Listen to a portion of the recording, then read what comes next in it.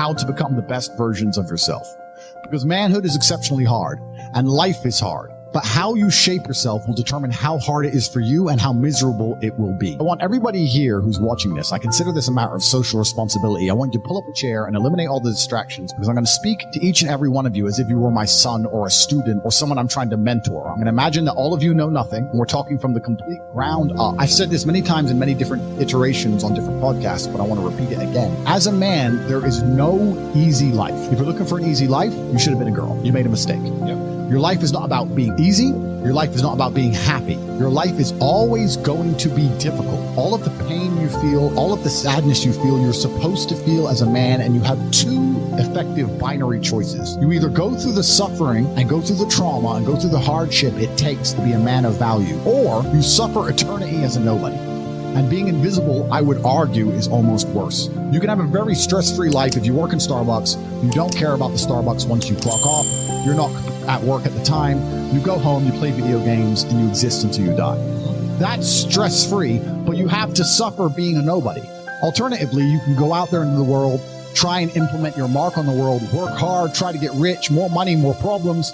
You can try and start a business, the stress of that. You can lose your girlfriend because all you're doing is working. This is a new level of stress, a new level of trauma, but at least you'll be a somebody at the end of it. There's two ways to suffer. You either suffer to become a somebody, or you suffer as a perpetual and forever nobody. What did Napoleon say?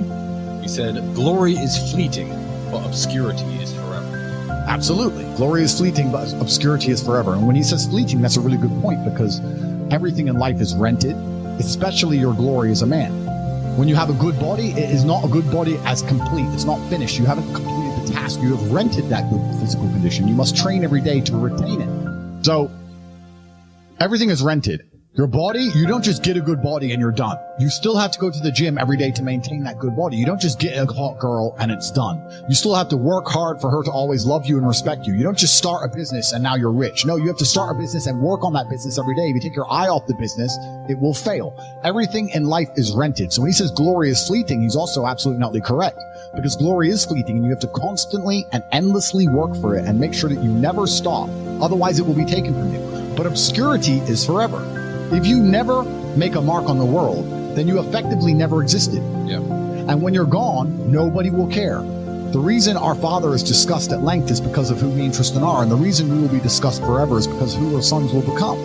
And that's very important, because you have a duty to your ancestors and you have a duty to God. So you must make a choice. And this is genuine choice for you people at home. Do you want to live in obscurity forever and be invisible and not matter and have an easier life?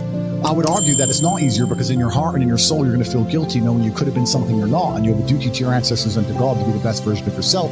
Or do you want to try your absolute best and struggle and suffer every day of your life, paying the rent for all of the amazing things around you? We pay endless rent. We pay rent for our bodies. We pay rent for our relationships. We pay rent to keep our kids. We pay rent to keep our business. We pay rent to keep our freedom. Every single day is work to pay the rent. It's absolutely never ending, and you have to make that choice. So if you have a pen and paper in front of you, you need to decide. Do you want to be invisible with a lower rent bill, or do you want to be important and work hard and suffer to make sure that the rent is paid? It's a choice you must make, and it's binary, and you must be extremely dedicated towards the decision you finally make. So as you're just finding yourselves as men, I understand I have a huge responsibility because of the massive platform I have. There's no doubt about it. I am the largest influencer in this space. I'm perhaps one of, if not the largest influencer on the planet today.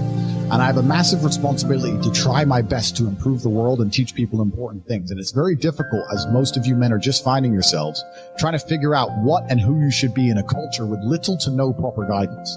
If you remove me from the internet, you have a whole bunch of loudmouths who have not achieved anything amazing or remarkable in their real lives. Who don't act in a respectful way. Who have not had any real world achievements. There's a few people I can name who aren't like that, but we're generalizing.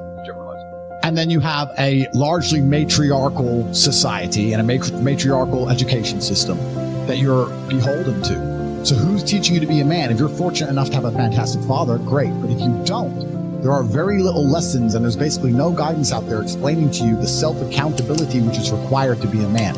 Everything we were just saying to you earlier about making the choice of being invisible or being highly important and paying the rent for one of those two choices, that's based around absolute and utter brutal self-accountability. You must accept the decision you want to make, and you must accept that everything is your fault. Everything is on your shoulders, regardless of what God throws at you. I'll give you an example.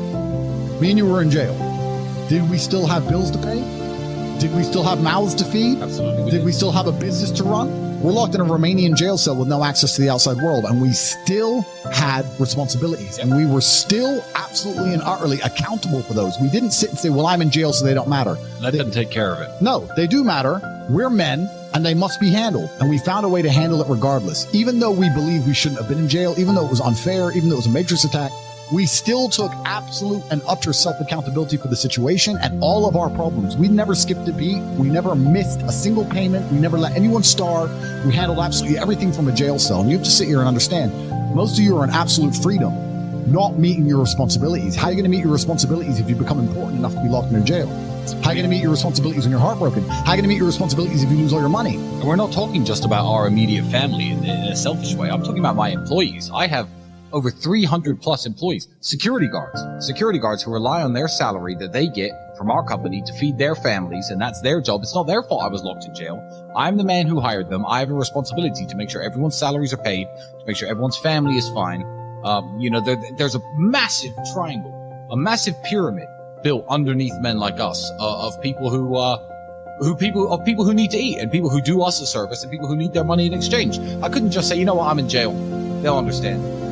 Well, what would I expect these people to do? You know, this is their job. They work for me, and it's my responsibility to make sure everyone's getting their paycheck, even if I'm locked away, which is scary because how would you accomplish the same thing? Imagine you have 3 months. You have 45 minutes on the phone 3 times a week.